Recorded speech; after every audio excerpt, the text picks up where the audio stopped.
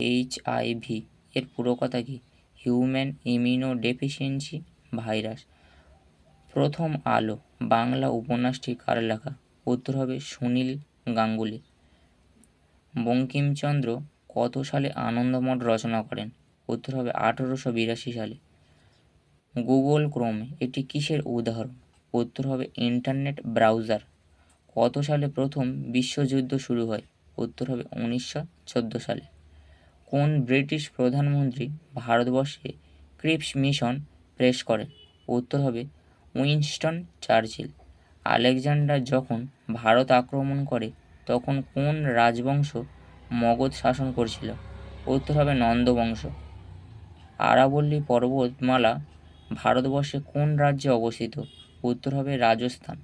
আরাবল্লী একটা প্রাচীন ভঙ্গিল পর্বতের উদাহরণ। ভারতীয় সংসদ বলতে আমরা কি বুঝি? উত্তর হবে রাষ্ট্রপতি, রাজ্যসভা এবং লোকসভা।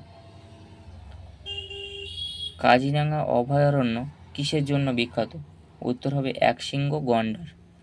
কলিচুন বলতে কি বোঝায়? উত্তর হবে ক্যালসিয়াম অক্সাইড। মহাবীর কোন ভাষায় তার প্রথম বাণী প্রচার করেন?